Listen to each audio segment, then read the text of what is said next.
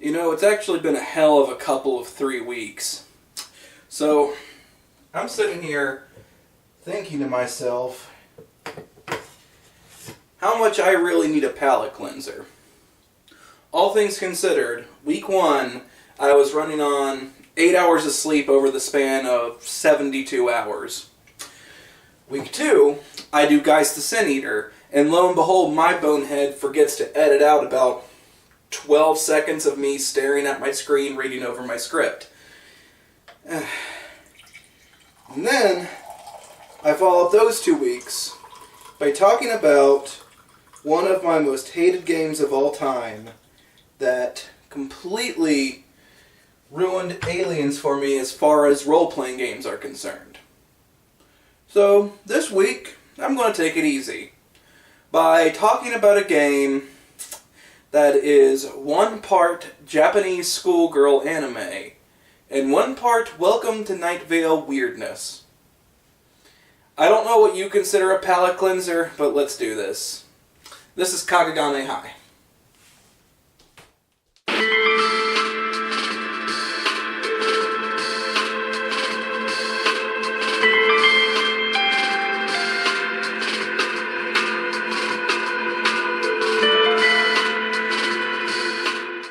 Boy, is this a fascinating one.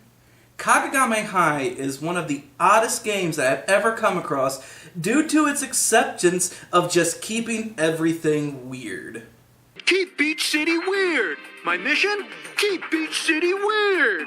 Taking a strange blend of the podcast Welcome to Night Vale and blending it with a Japanese schoolgirl slice-of-life anime, the Ewan Clooney creation is certainly the combination of peanut butter and celery. It really shouldn't work or at all go together, but somehow it does. You know, all things considered, whenever I spend most of my time sifting through the shit of the RPG world, it really is nice to come across a game that just says, fuck it, let's smash cars together. For those uninitiated, Welcome to Night Vale is a podcast radio-style show hosted by a man named Cecil. The podcast dips into realms of surreal, as it adds weirdness and surrealist humor to the everyday, making the mere concept mundane. Ladies, gentlemen, you. Today is street cleaning day. Please remain calm. Street cleaners will be upon us quite soon. We have little time to prepare. Please remain calm. The City Council has issued a statement in 20-point all-caps type saying, run, run, forget your children and leave behind the weak, run. And as far as the anime is concerned, it kind of speaks for itself. I know there is a lot of tropes, subcultures, and substances to anime, which this game certainly dives into. However, I'm not exactly the biggest fan of anime, so I don't want to give a bunch of misinformation and then have it blow back into my face from the real anime fans out there. What I will say is this, Kagegami High is certainly a fun experience, and I liken it to an anime that I have seen before called Madoka Magica, that involves the concept of magical girls diving into the strangely bizarre and making it into everyday life. Except I feel like the way that Ewan Clooney does things, it would even make Madoka Magica blush. All things considered, this game is very detailed, and you can see that there's a lot of care put into it that most indie games like this would not put into. There is a deliberateness in Ewan Clooney's writing that is quite good. If Ewan Clooney is your real name. There's clearly a lot of love and dedication put into this game, and you can see that this guy really loves anime and Welcome to Night Vale. He certainly did his best in order to blend the two to make them seem cohesive. I mean, as much as you can blend them together.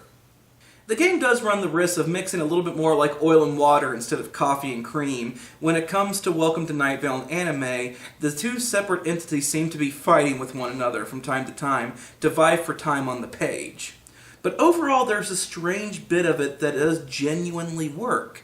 By all intents and purposes, I can totally see Kagegami High being an anime, so his work is commendable. Plus, the dice system is pretty cool too. Using a D6 system that increases exponentially to the 666 range, as well as using so many tables that it would make Barry Nakazano jealous, the game does have some solid mechanics behind it to back up the pure weirdness of the game. And don't get me wrong here, unlike Nakazano, which was pretty much nothing more than algebra tables, these tables are a lot of fun to read, and you really get mixed into them. It's an excellent addition to the game.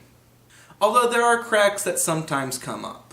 This game does require a certain level of adhering to the rules rather stringently in order to keep the flow of the game going. This can get a little tedious at times. But nothing is more con-worthy than the level of niche that this game operates at. It certainly isn't reaching under my skin levels of unplayability. It certainly is playable by a wide variety of people. Hell, anyone with a passing familiarity with anime can pick this up and generally know what's going on. But man, if you are not a fan of Welcome to Night Vale, get ready to be lost, naked, and afraid. But you definitely should check out Welcome to Night Vale because it's awesome. So where does this game stand? Crit or miss? It really isn't a tough one. The game is niche, and can delve into the realms of being more for the creator's enjoyment, instead of crafting a great game.